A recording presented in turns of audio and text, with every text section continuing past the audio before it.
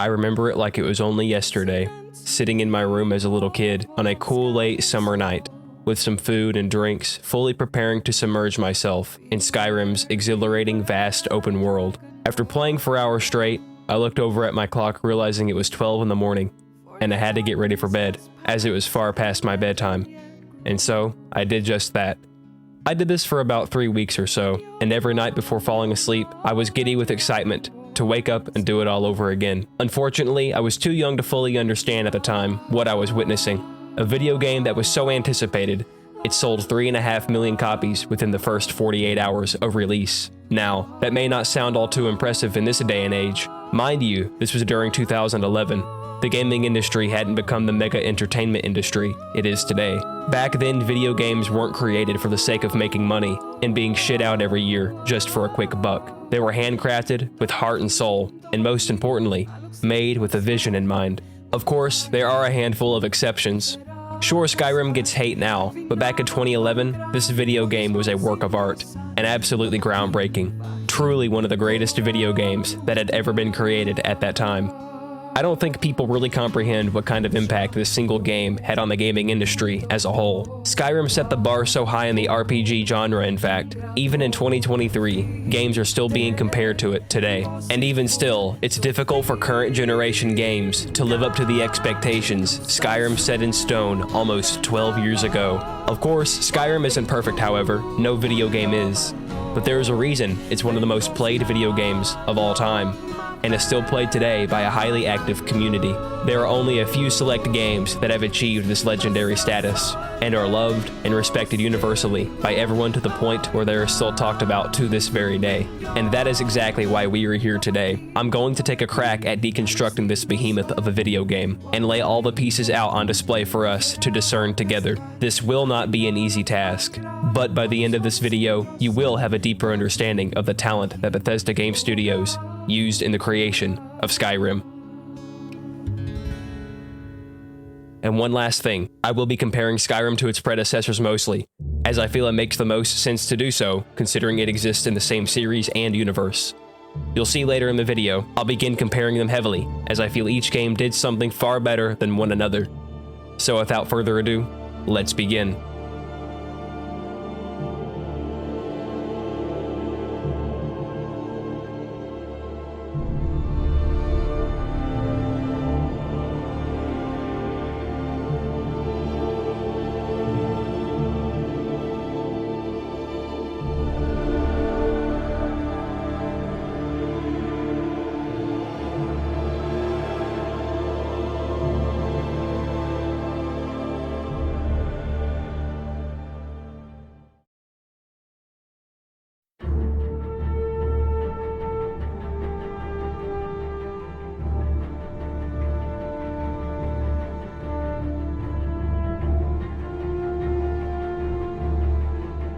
Riding high off the success of the Elder Scrolls IV Oblivion and Fallout 3, Bethesda Game Studios began gearing up to release their latest action role-playing game, the Elder Scrolls V Skyrim, with the Elder Scrolls III Morrowind, Oblivion, and Fallout 3 each being smashing hits, along with earning Game of the Year awards. BGS knew they had to persevere and continue satisfying fans with stellar open-world RPGs.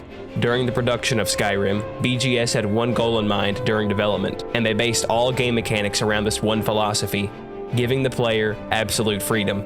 Do you want to be a deranged psychopath and murder an entire village? Go ahead, excluding children. Or do you want to be the noble hero that saves Skyrim and Nirn from all its evils? Or just be both. That's right, in this game you can burn down the entirety of Whiterun, then head straight to General Tullius and ask to be recruited into the Imperial fucking Legion. And the motherfucker will accept you? We'll speak more on this later. Trust me, I have a few unkind things to say about this aspect of the game.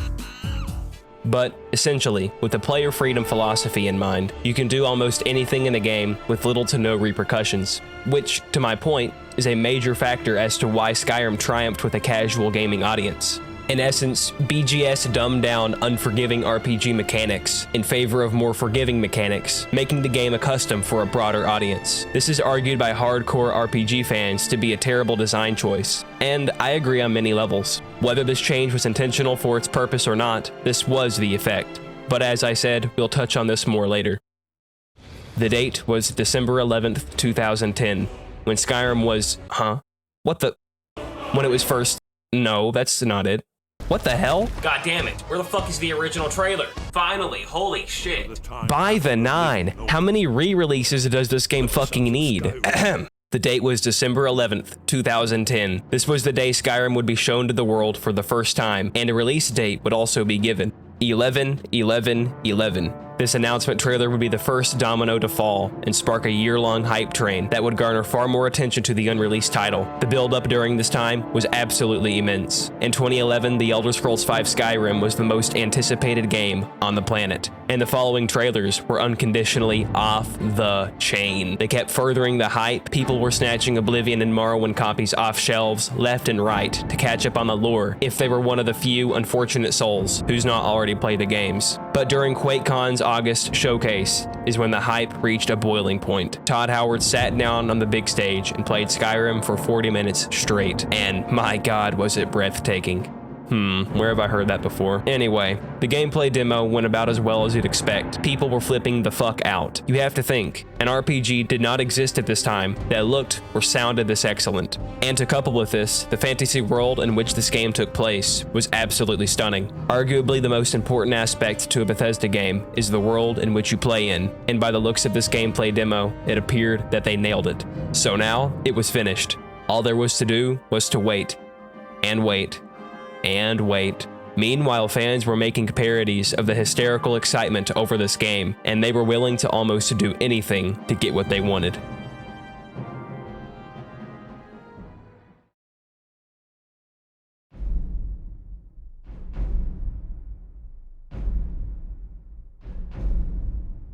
Then it finally happened.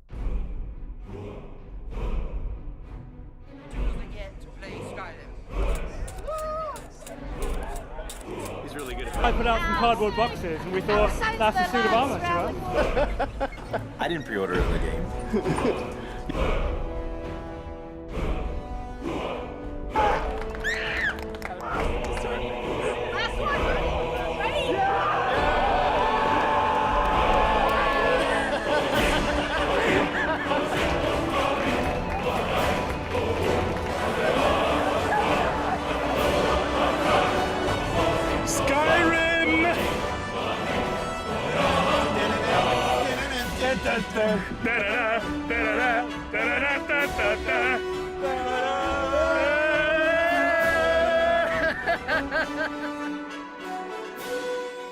On November 11th, at 12 a.m. in the morning, Skyrim was unleashed into the world. And from this day forward, every gamer knew what Skyrim was and is. It quickly became the most played game of 2011 and one of the highest grossing games of all time, seamlessly overnight, earning $100 million within the first 24 hours.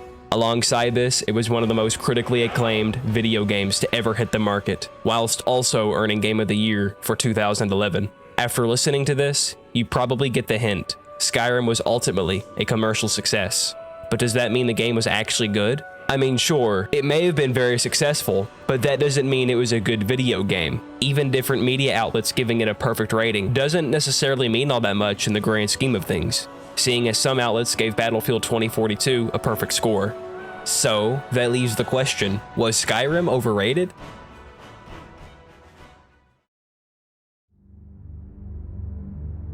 First, to answer this question, we must take a look at why Skyrim was so successful in the first place. What events led to Skyrim's meteoric rise to fame? The simple answer, and a large chunk of the reason simply put, was the marketing.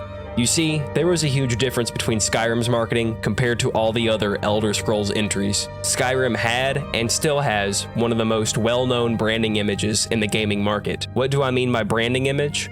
Well, when you think about any other cultural icons in video games, television, or media in general really, there is always one thing in common.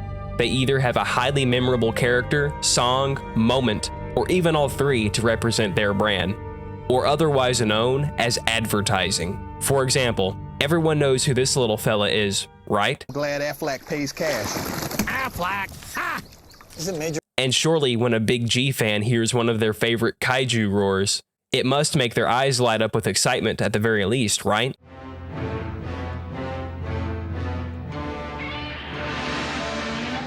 And how could we forget about possibly the most memorable of them all?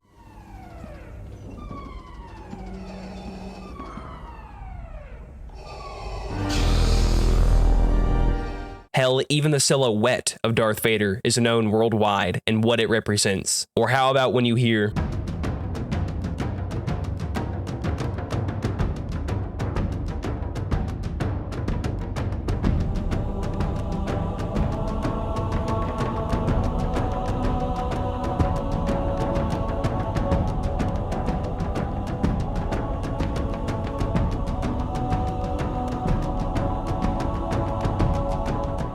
I'm confident many Halo fans immediately thought back to gaming on a couch with one of their buddies. You see, one or many of these examples added up are sure to create a memorable experience.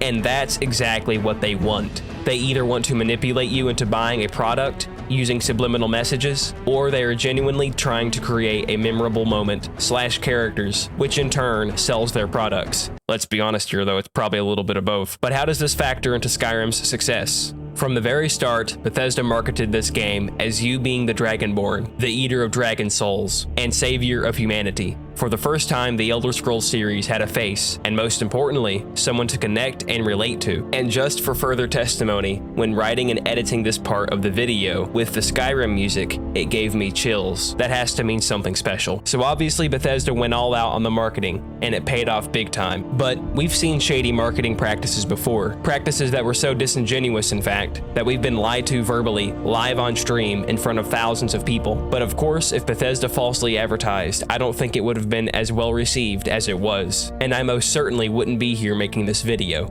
Evidently, BGS must have done something right with Skyrim, however. It still has a very active community to this very day. Of course, a lot of that has to do with modding, but we'll address that later. The main thing BGS got right with Skyrim, frankly, was the replay value. Skyrim simply would not have survived for as long as it has without a substantial foundation. So let's talk about it.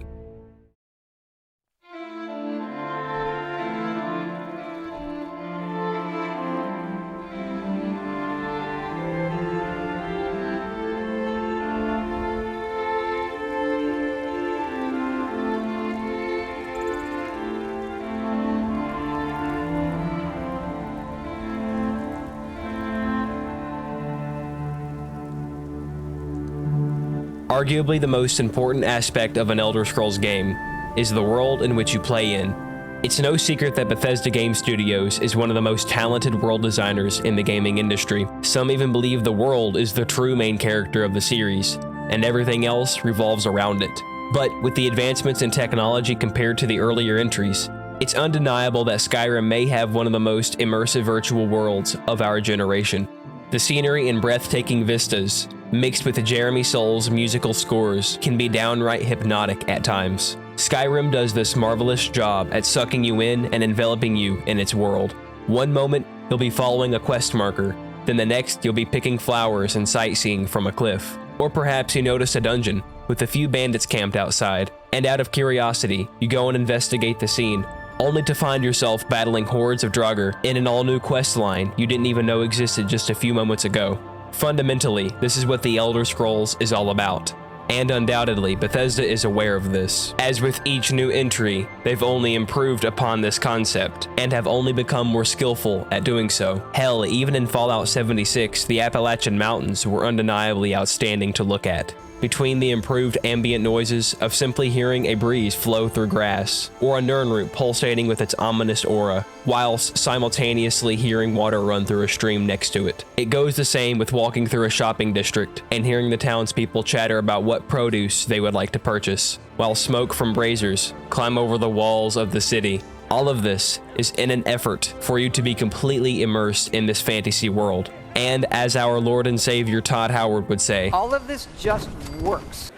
It's not, I'm not kidding. Meme aside, it really is true, and more so when it comes to Skyrim. No longer will you be wasting your time trying to backtrack your way out of a dungeon like in the older games. Old school fans may argue this point, saying it makes the dungeons feel like amusement park rides. But I disagree. For me, it's like dying to a boss in Dark Souls, then having to run all the way back for the battle to commence again. Plainly put, it's insufferable. Skyrim also upgraded the amount of locations and treasures to discover while on your journeys, making exploration far more engaging. I say upgraded because it was likely due to hardware limitations at the time. The coolest part about this to me is, even after 4,500 hours of gameplay, I'm still somehow discovering fascinating details and loot in places I never knew about. That there, my friends, is a sign of a well-crafted open-world RPG. There is a tremendous amount of replay value. This is another reason why Skyrim is so loved. However, I thought I'd mention, as great as the gameplay loop truly is, there are a few major problems. One being that the currency, or otherwise known as gold septims, has very little meaning in Skyrim. By the time you are level 20, you can pretty much afford anything you'd like to have. Aside from buying all the houses all at once, there isn't anything in the game you need a large sum of money for. In contrast to Oblivion, there were unique enchanted items that some merchants would sell for a large price. Granted, not all worth buying, but some definitely were. It's just another thing to potentially spend your gold on, instead of having 20 grand in your pocket at any given moment. And don't get me started on the Prowler's Profit perk you get from completing the Stones of 𝗵𝗂𝗧𝗏 quests. It just straight up breaks the damn game. You'll be drowning in gems to sell to merchants. And if you sell the items with the fast travel meta, you can just fast travel in a rotation all around Skyrim to sell your gems, if somehow you do manage to become broke. This meta will fix your problem in about 10 minutes, moving at a snail's pace. And this brings us to the NPCs. Now, before I speak about the NPCs, there is one element we all need to understand before moving on. This game is approaching 12 years old, and I've played some great open world games during these 12 years. So it would be naive to compare it to games that are far younger. To some of you, it's almost as if I just told you the sky is blue, but unfortunately, I've seen people undermine Skyrim's greatness while comparing it to games that are much newer. At face value, all NPCs are highly immersive. They wake up, eat, work, sit around, then sleep. Of course, others deviate from this pattern, but in simplistic terms, this is essentially what most of them do. This is otherwise known as Radiant AI, which is a technology firstly developed by, you guessed it, Bethesda Softworks. To briefly summarize what Radiant AI actually means, I'm going to play a clip for you.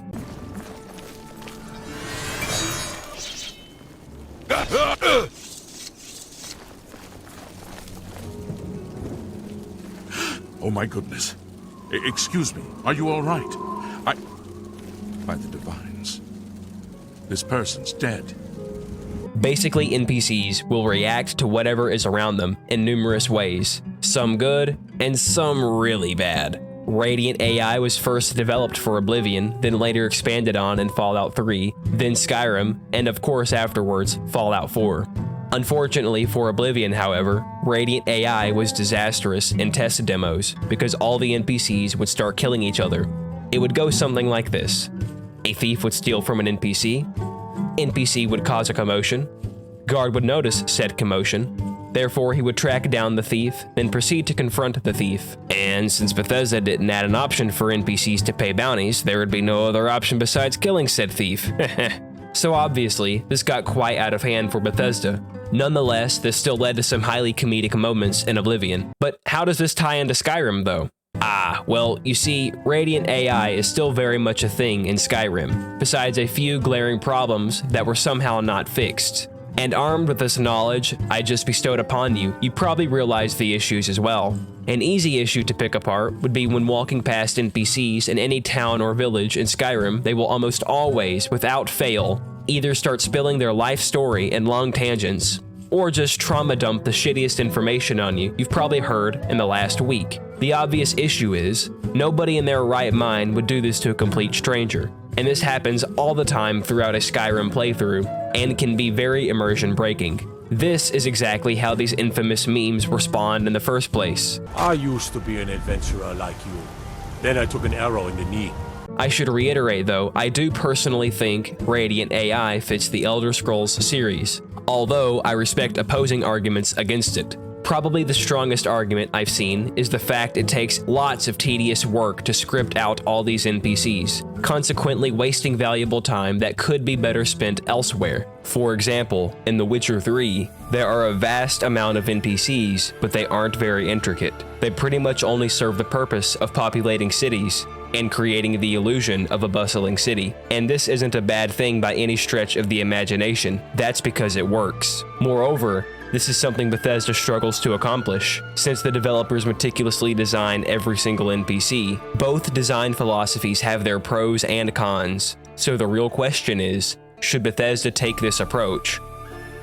Honestly, I'm open to both sides, and I don't really know what the best route would be to take here. Nonetheless, fixing Skyrim's most common Radiant AI issues would be a simple fix in my opinion. Just shut the NPCs up every now and then.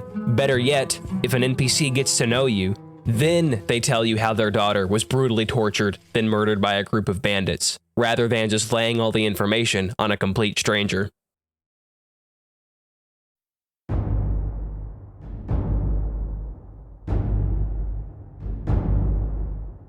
As I see it, the main storyline in Skyrim has aged the worst out of the 3 Elder Scrolls games. While Skyrim's main questline isn't bad by any measure, it does not hold a candle to Morrowind and Oblivion. Although Morrowind had minimal dialogue, I still found it to be quite engaging. It was notably rewarding after defeating 𝗕𝗂𝘅𝗏, because all of the NPCs treated you differently afterwards after realizing you were the 𝗕𝗏𝗡𝗏. I find Oblivion's storyline to be far more impactful than Skyrim's, once more because of the characters you get to know along the way. 𝗪𝗏𝗡𝗏 is a brilliantly written character if you ask me, and by the end when he sacrifices himself to save Tamriel, it hurts that much more. Sadly, Skyrim's story didn't leave that much of an impact on me. Aside from Paarthurnax, I didn't find any of the characters to be distinctly interesting. As a matter of fact, I found a few to be quite aggravating, with no real payoff, particularly Delphine. Sometimes it's okay to write a character to be irritating upon first meeting them, then once you get to know them, they begin to grow on you. Arya from the Mass Effect games is a perfect example of this. I found Delphine to always act like an asswipe, regardless of the situation. Admittedly, she's highly intelligent,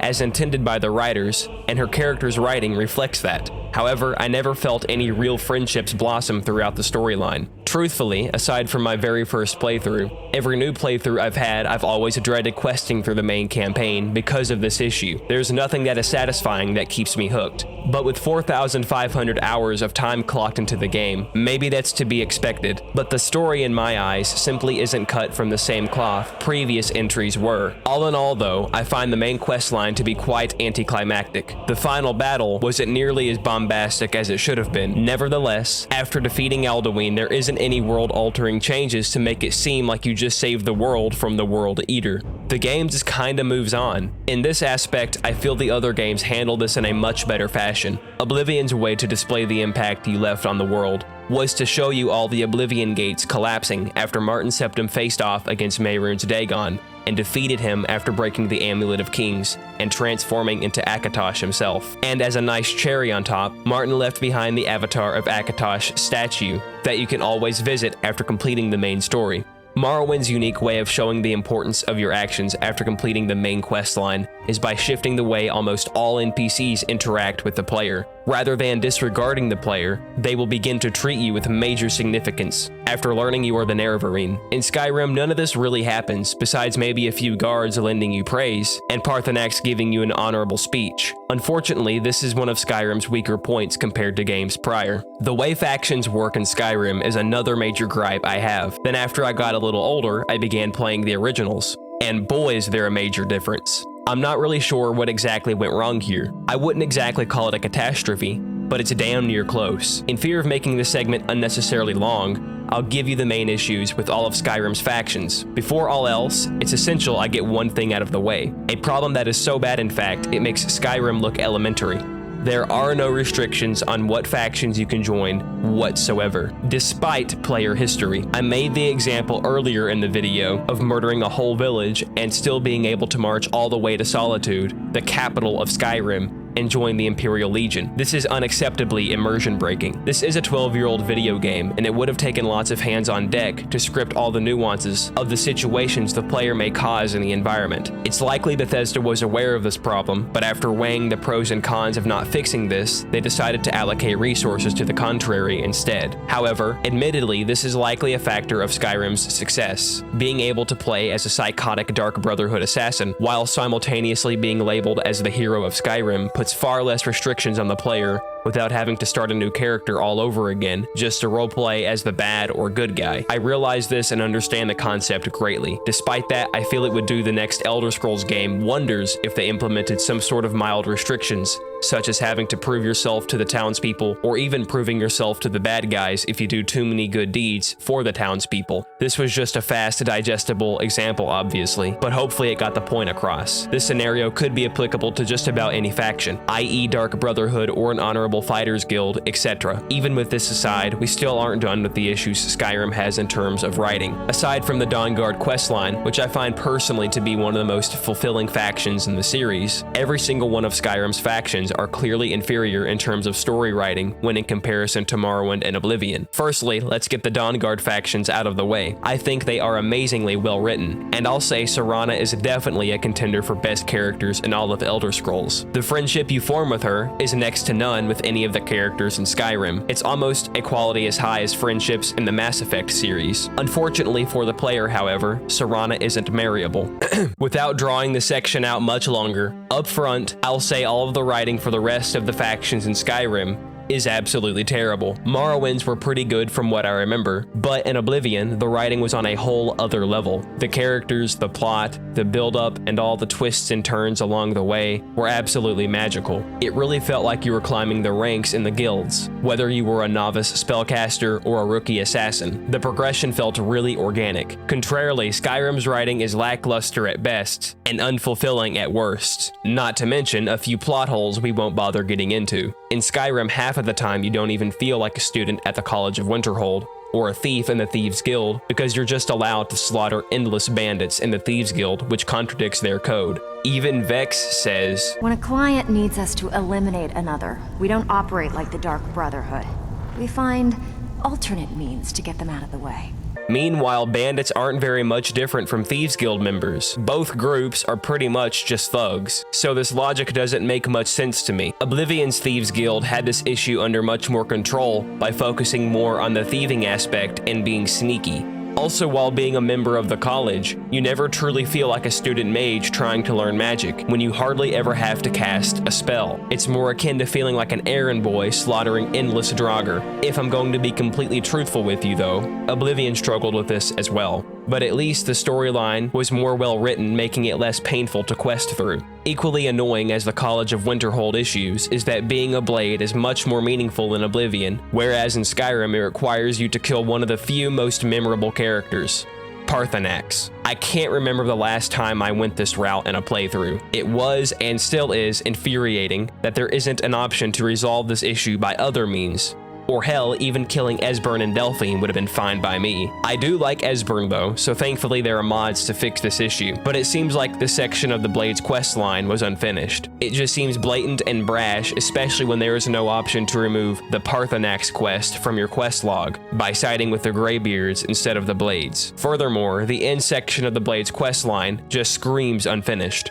and that's unfortunate considering it's attached to some of the most important characters in all of Skyrim. Basically, to summarize, every faction that Skyrim has, Oblivion does better tenfold. I do give credit to Skyrim's Dark Brotherhood questline, however, as it isn't all that bad. I found the ending to be quite dramatic in a good way. Assassinating Tamriel's emperor was a very bold move by the writers.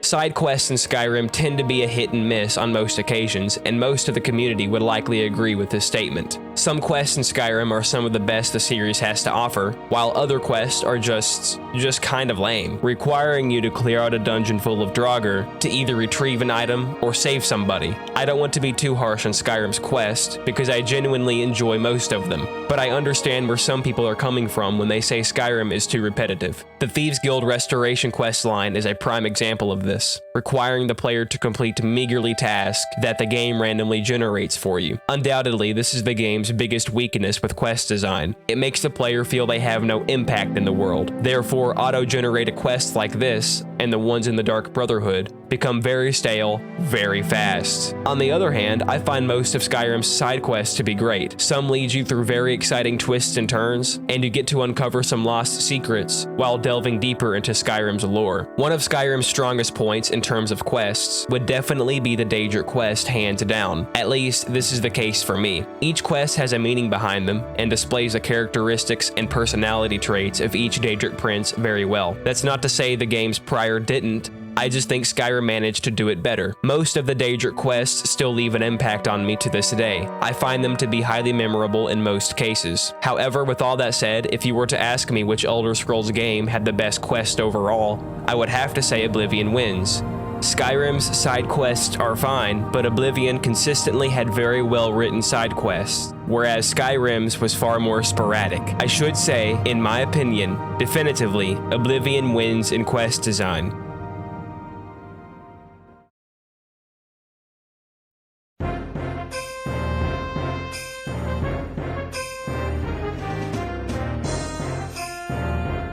One of the Elder Scrolls series' biggest improvements during the production of Skyrim, from an objective standpoint, would be the level design in each and every dungeon or cave. They no longer require you to waste hours overall trying to backtrack your way through a dungeon just to exit and get on with your life. I say hours because picture how much time you've wasted overall backtracking your way out of caves and dungeons during a 200-hour playthrough of Oblivion. I would confidently say it's at least in the ballpark of 2 to 8 hours. This is, of course, if you do a lot of exploring, which is exactly what the Elder Scrolls main focus is. Exploring. So I would surmise there is a high chance you did just that. Put plainly, you've wasted a lot of your time. Fortunately in Skyrim, this problem has almost completely been eradicated from its gameplay loop, by almost always having a shortcut to the exit. As I hinted at before, some hardcore fans argue this is a detriment to the game, claiming it breaks immersion by always having a quick and easy way out, right next to the main throne room, where the leader was supposed to be protected, more or less making it resemble an amusement park ride, rather than a heavily guarded tomb. I do not think this is the case, however. Firstly, this argument doesn't hold very much weight when considering the player themselves are a goddamn walking armory, being able to carry 300 pounds worth of weapons and armor without a single weapon or piece of armor being visible. People may even argue this feature as well, and my response to that would be to tell you straightforwardly, your opinion is misguided. You aren't even looking for an Elder Scrolls game. At no point has this feature ever been missing in the DNA of an Elder Scrolls game. Back to my main point with all of this, if you are a developer of an open world RPG, one of the main goals is to immerse the player as much as possible. But this immersion shouldn't cross over the threshold of real life immersion. Or in other words, it shouldn't suck as much ass as in real life while also being immersive enough for it to be believable. Having no shortcut exits in dungeons does not bring anything new to the plate worthwhile, when there are other more important issues with Skyrim that obviously need attention. For those of you that are much more hardcore with your Elder Scrolls games, understand this. I'm on your side, truly, but I think our critiquing efforts would be far better spent elsewhere, especially considering this is one of the main contributing factors to Skyrim's success, that being it's greatly enhancing the ease of use throughout the dungeons of Skyrim, making it more acceptable to a casual audience, which to you may be a problem in and of itself because you fear Bethesda may continue dumbing down RPG elements in an attempt to draw in more players. But I think there needs to be a compromise between casual gamers and hardcore RPG players. Furthermore, for this argument, I can only state my opinion based on anecdotal evidence, as this is all I have to go off of. Out of thousands of hours of playtime, I just simply did not experience any immersion-breaking shortcut exits throughout Skyrim's dungeons. I can, however, say I remember experiencing great frustration when trying to find my way out of dungeons in Morrowind and Oblivion, although it never deterred me from finishing the games or exploring because, well, I love the Elder Scrolls. This aside though, I still had loads of fun role-playing in each of these games, so even if I wasn't an Elder Scrolls nerd, I would have played regardless. After loads of playtime with each title, I will confidently state Skyrim's dungeon design is the best by far, and it's not even debatable. From the aesthetics, puzzles, booby traps, even to the quests tied to them. Unsurprisingly, there are a few minor flaws I've had to face over the course of 4,500 hours of game time. After a while, they do become pretty repetitive, in particular, the Nordic dungeons. An Elder Scrolls game taking place in the province of Skyrim, which is the homeland of the Nords. Having a surplus of Nordic burial sites and dungeons is really unsurprising. So naturally, it makes sense for Bethesda to try and alleviate this with adding different variations of caves and dungeons. Thankfully, I believe they did a decent job by adding Dwemer ruins and different variations of caverns. This still doesn't change the fact that there are still a ton of Nordic ruins that have slight variations of puzzles which ultimately aren't challenging at the end of the day and even become stale. Eventually, this will lead you to believe that all Nordic dungeons will bore you because you can already predict what's about to happen a mile away. You enter a Nordic crypt and fight your way through hordes of Draugr, then unlock the main throne room, only to fight a big-ass tanky Draugr boy. This is overly simplified, but in essence, not very far off. And maybe you are thinking, of course my experience is like this. I've played the game so much, and you could very well be correct. It's only in recent years that this opinion has started to slowly grow on me. Maybe it's because I've gotten older and have thousands of hours of playtime. It could also be that I've played newer games with much more variety and have applied this mindset to a decade-old game. Who really knows? But what I do know, this isn't a major issue at the end of the day.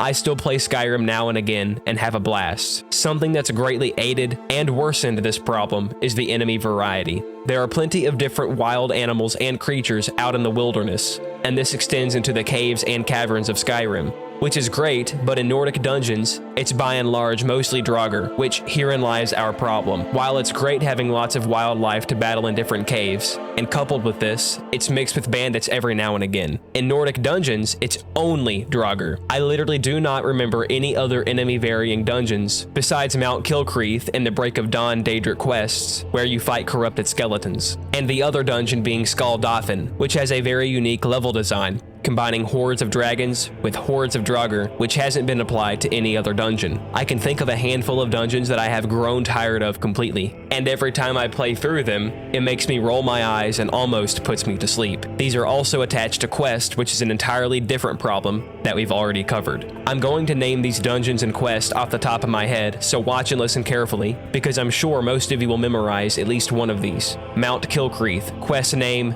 The Break of Dawn. 𝗨𝗪𝗪𝗏, Saarthal, and Jeremy's Hall, all attached to the Forbidden Legend quests.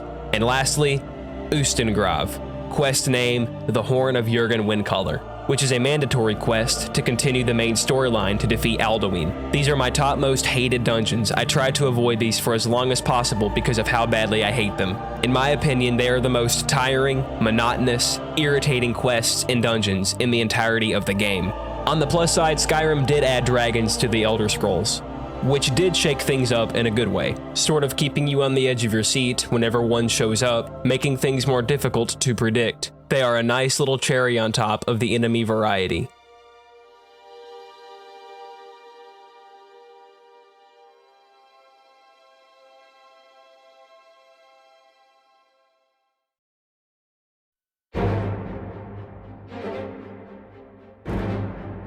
Undeniably, the most contentious aspect of Skyrim was the complete redesign of the skill and leveling system, regardless of what people's opinions on the topic are. Aside from Bethesda's heavy advertisement campaign, this is the biggest gameplay aspect that made Skyrim renowned in the first place. So moving forward in discussing this, that fact must be kept in mind. During Skyrim's production, Bethesda understood the restrictiveness the class system placed on the player, and Oblivion and Morrowind at the very beginning of the game was a major turnoff for most people. And since Bethesda is passionate about player freedom in the Elder Scrolls games, the class and attributes system was next for the chopping block. That's when Skyrim introduced skill perks and perk points to the Elder Scrolls, making it your choice to use any skill at any given moment to level it up, giving you experience points toward your overall character level, which in turn, at each new level increase, your character will be rewarded a perk point, which then could be invested into the desired skill tree by the player. Upon reaching level 100 in a skill tree, you will then have the option of turning that skill into a legendary skill, or simply leave it alone. If you do, however, turn a skill legendary, you will be refunded all the perk points spent in that skill tree back to the player. Essentially, you can continue leveling your character's main level by still using that same skill.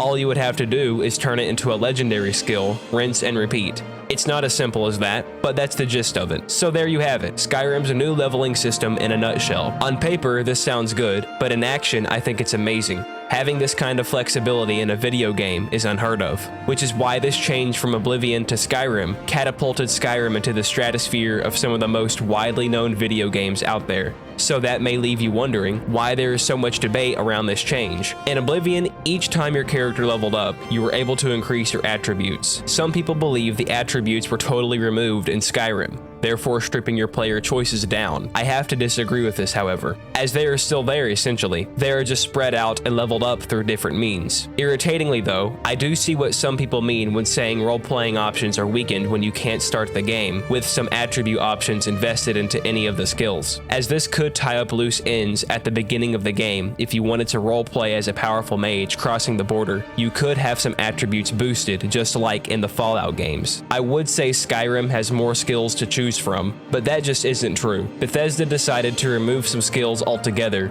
and simplify others by putting them in the same skill tree. First, let's get the removed skills out of the way. The skills that are worth mentioning would be acrobatics, athletics, and medium armor, which the medium armor skill was removed in Oblivion, but I'm still salty about it. While it can be loads of fun running around super fast in Oblivion and Morrowind, it's obviously out of place. If your character can outrun a horse, there's a major problem, because then, to compensate, devs would have to increase horse speed. Therefore, it was a great decision in my opinion to get rid of it entirely. Not to mention with Skyrim's more immersive animation, it's very hard to picture your character running super fast. Actually, we don't have to picture.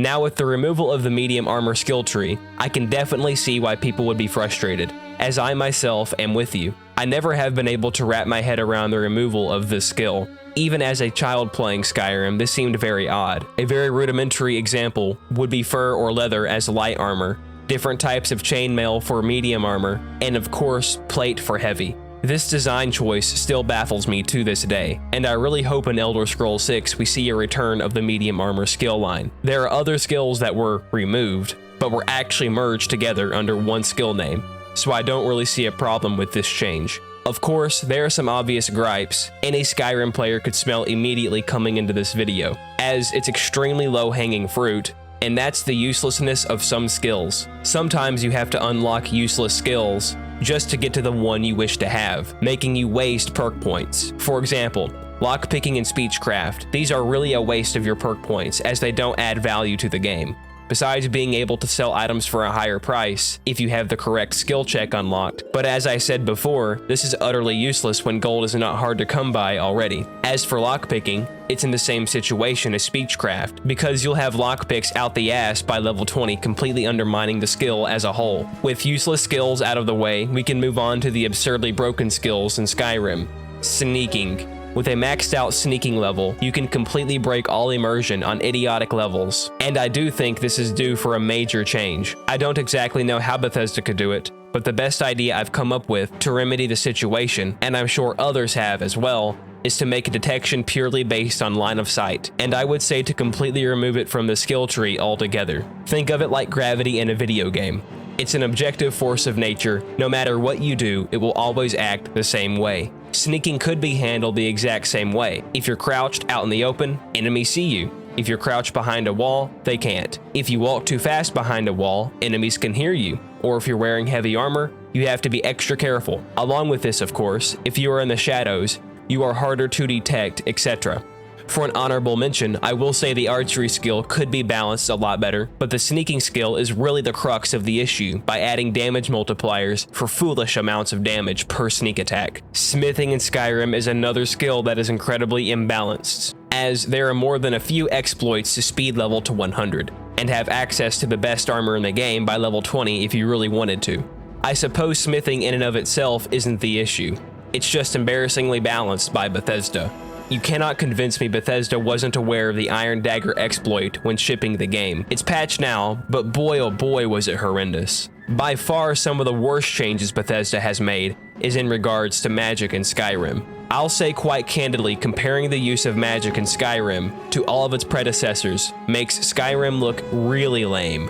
This is especially painful for me, as being a mage is something I tend to lean toward in these types of games. Yet another bizarre decision by Bethesda was completely tearing out spellmaking. I'm not quite sure why this decision was made, but it was absolutely an abysmal decision. Spellmaking was a huge distinguishing factor that magic users could utilize. Completely gutting spellcrafting quite literally almost killed mage builds for me, utterly destroying role-playing aspects to being a magic user.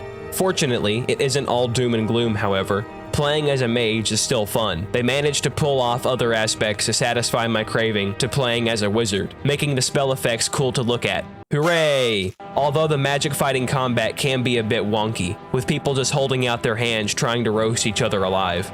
It just looks stupid. We've only talked about skills and perks up to this point, so I guess this is the time to address the awful combat loop. Arguably one of Bethesda's biggest shortcomings is the combat itself. It's all quite bland with nothing really special happening. Skyrim did spice things up with the use of shouts, but even then I feel Skyrim is too much of a hack and slash. I'm not saying Bethesda needs to design combat as engaging as Elden Ring's or anything. Actually, I'd argue the contrary. I do not think Elder Scrolls combat needs to be overly complex in the slightest. A trait that makes the Elder Scrolls games magical in their own way is their simplicity. It's always heartwarming to see elderly people comment on videos or even make videos about how much they love Skyrim and what it means to them. And this applies to people that may be disabled as well. I see Elder Scrolls almost as an art form. Everyone interprets these games in their own way, and I believe all gamers should be able to experience these games without difficult mechanics being in the way. However, this is no excuse for boring, uninteresting combat that is too simplistic. I would love to see an Elder Scrolls VI with different enemies and varying weaknesses. Take the Spriggan, for example. It's one of the few enemies in all of Elder Scrolls that requires a little bit of strategic thinking to take them down. Upon getting their health low too slowly, they will kneel down and become very tanky while regenerating health. Once players learn this, then forth, they will always remember that rushing Spriggans is the best way to take them out as quickly as possible. Well, what if in Elder Scrolls VI, not only is this one of their abilities, but they also are highly weak to fire spells, causing immense damage and kind of bypassing their health regeneration sequence. Or even, since they are made of tree roots, a battle axe enchanted with fire will do even more damage, allowing you to quickly dissect these formidable foes. This could also tie back into my idea for sneaking earlier. Maybe humans that are not adept in magical powers cannot detect players that are using invisibility spells or potions, but skilled wizards can. Furthermore, due to some magical nature abilities, Spriggans can also always detect your presence by stepping on the soil or vegetation, causing a disturbance in nature. Therefore, invisibility tricks will never work on Spriggans. But think outside of the box here, Bethesda. These kinds of weaknesses and variations could apply to almost any enemy if you think about it hard enough.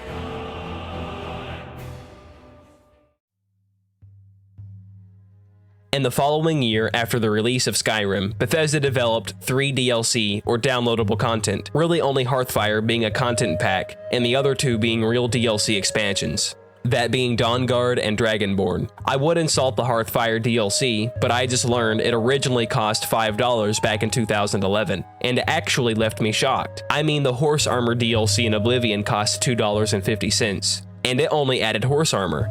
Oh, side note here, there's a high likelihood that that little horse armor DLC paved the way for future DLCs and more predatory microtransactions, all the way back in 2006, but that's a video for another day, so I digress. The Hearthfire DLC, being the least interesting DLC, allowed players to purchase property and build homes on that property. Also, it implemented the option of adopting children, not really that bad of a DLC considering the price point. Dawnguard, being the first DLC for Skyrim, added the option of becoming a vampire. Along with this, Dawnguard also added a skill line for being a werewolf, since it already didn't have one, and being a vampire lord also allows you to invest skill points into its skill tree. I could drone on about this DLC for another 10 minutes, but I feel I don't really have to. Dawnguard is a solid expansion introducing all new lore for vampires and expanding on the story of the 𝗪𝗲, which of course were revealed to be snow elves. As I said before, the storyline Dawnguard added I thought was fantastically written, also adding Serana, which I personally think is one of the best characters in all of Elder Scrolls. The Dragonborn DLC is where things get really interesting. Costing only $20, just like the Dawnguard DLC, the Dragonborn DLC DLC is clearly the most bang for your buck, adding in a whole new continent to explore. Well, not really new, as we've been able to explore Solstheim before, all the way back in Morrowind in the Blood Moon DLC. But don't misunderstand me, Dragonborn added a whole ton of new things to explore and do, with loads of new locations, quest lines, and weapons and armor. Certainly worth every penny. I especially love this DLC, as I'm a huge fan of Dunmer culture, and it's really neat seeing their architecture with a whole new coat of paint, as the last time we saw it was in Morrowind, 20 years ago. In addition to this, Bethesda decided to make the main storyline revolve around the first ever Dragonborn, teaming up with the Daedric prince, 𝗕𝗏𝗡. In reality, however, Miraak turns out to be the servant of Daddy Mora, so you almost end up feeling bad for the guy. My most favorite addition with the Dragonborn expansion would have to be the expanded lore on 𝗕𝗏𝗡, easily one of my most favorite Daedric princes. While still kept mostly mysterious, you get to learn a lot more than you would have known without the DLC. Not to mention, being able to travel to his plane of oblivion through black books was a great touch. I still have very fond memories exploring Solstheim for the first time back in 2012 as a young kid. The Dragonborn DLC is undoubtedly one of my most favorite out of any game, and if you haven't played it already, you are really missing out.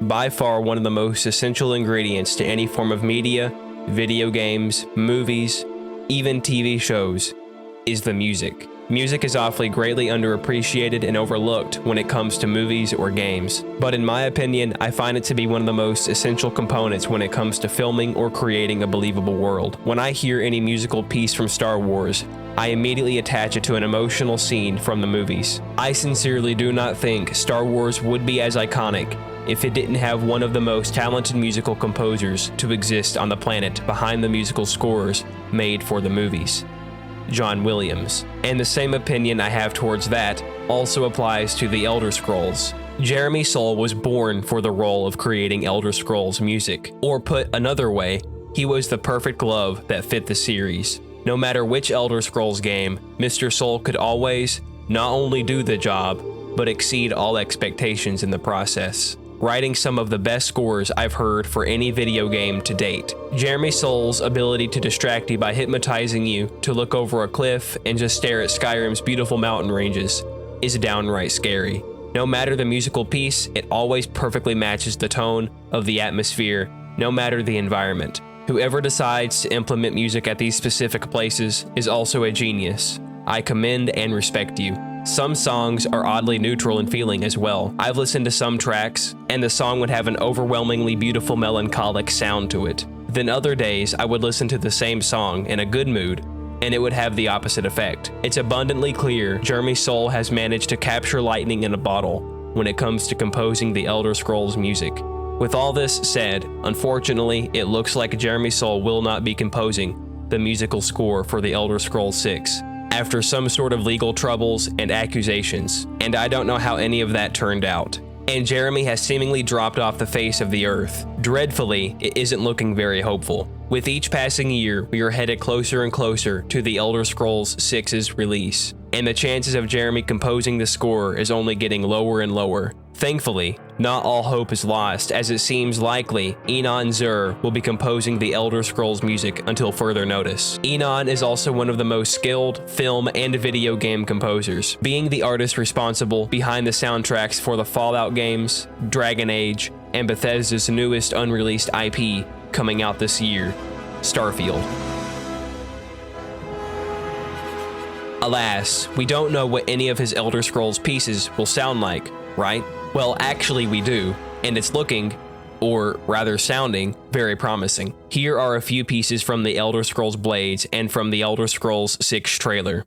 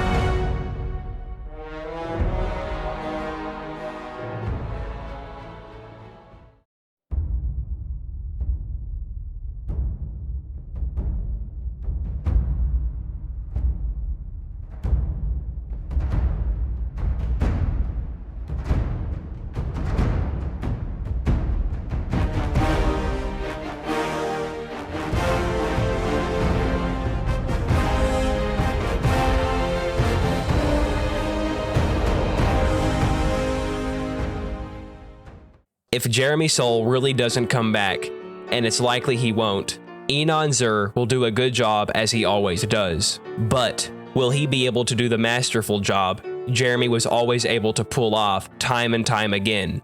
The question remains unanswered until we get our hands on the game. Nevertheless, with Jeremy's absence, he has left some enormous shoes that Mr. 𝗧r will have to try and fill.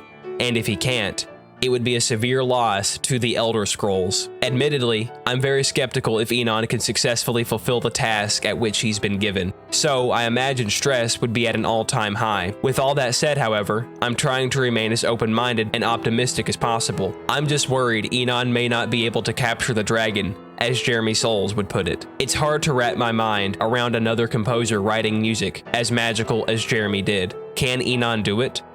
Only time will tell.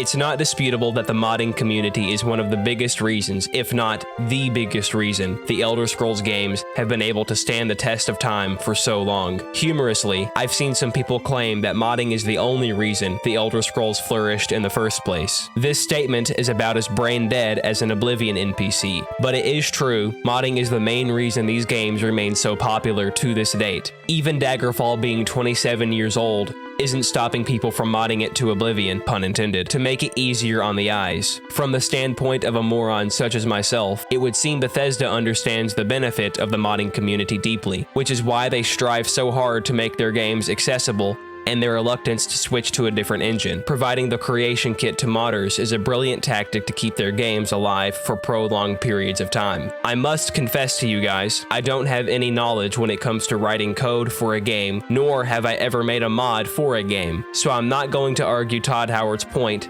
that switching to a different engine is a bad idea. I don't know this to be the case, and I feel most people that argue it don't actually know either. But I do know if Bethesda loves their modders as much as they claim, maybe it isn't the greatest idea to switch engines, whereas switching engines may greatly impact the lifespan of their games. I'm only offering you an alternative theory that's contrary to popular belief. Instead of being so brazen about your opinion, make sure you've considered all possible pros and cons of the situation and be as objective as possible. As of right now, it's quite trendy to try your hardest to only shit on Bethesda, rightfully so, rather than contemplating their decision to tweak the already existing engine to hopefully have more ease of use. And I'm not saying I agree with their decision, but I don't think the engine hate is completely justifiable. The only way I'll be convinced they need to switch engines is if Starfield has obvious flaws that are deeply ingrained because of the engine issue. Being only a few months out from the release of Starfield, we may have our answer very soon. Maybe some of you out there that do know for a fact it's an engine issue are listening to this and cringing right now. And if that's the case, I do apologize. And I'll say I'm not one-sided in this dilemma. I'm just not going to jump on a bandwagon with an opinion about something I have little to no knowledge about. Moreover, this is such an argued topic, I feel it would have been impossible to make this kind of a video without addressing the elephant in the room. Bethesda could very well be lazy and all of the things people like to insult them with. I just don't see enough substantial evidence to support it when they are continuing to innovate while using the same engine. Finally, I feel I shouldn't have to say this at this point, but I am not a Bethesda apologist. In fact, I'm the opposite. I'm deeply critical of Bethesda's every move because I love their games, not because I'm a hater. When the Fallout 76 fiasco took place, I was deeply saddened, knowing one of the most universally loved video game development companies fell for the corporate side of the games industry. I really want Bethesda to prove me wrong.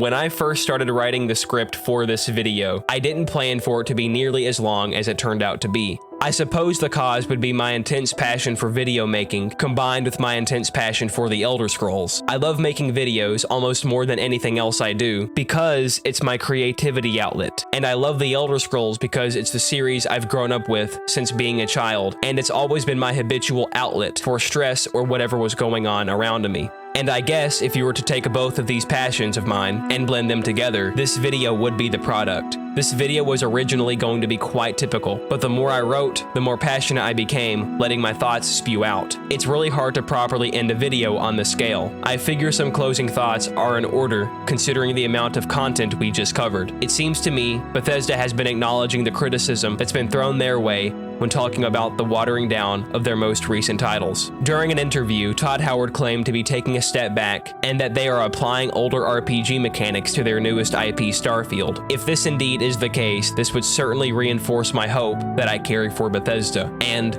as for the Elder Scrolls, they have some deep self-examination to do. Don't misunderstand me, however. Skyrim is far from being a bad game, and its sales numbers would reflect that. As a matter of fact, Skyrim is by far my most favorite game out of any, and it isn't even close. However, it almost seems odd writing that, because these past few years I've grown more and more tired of playing it. If you asked me 10 years ago what my favorite game is, I would have said Skyrim.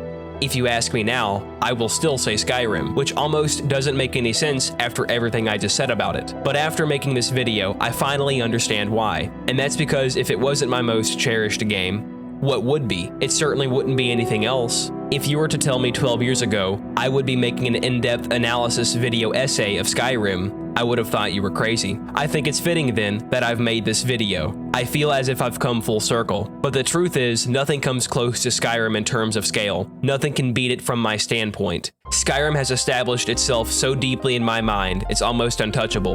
And that's because it is. No other game can immerse me as much as Skyrim can. No other game can let me roleplay as much as Skyrim can. No other game can distract me from all my real-world problems as much as Skyrim can, despite its considerably extensive amount of flaws. It's the most perfect, imperfect video game I've ever played. Nothing will ever beat role-playing as the Dragonborn, while climbing the throat of the world, attempting to deliver the Elder Scroll to 𝗵𝗏𝗡, only to look over and see all the snow-swept mountaintops that are jutting out of the world you are playing in, only to realize you've only been doing the main quest line, and your journey hasn't even truly begun.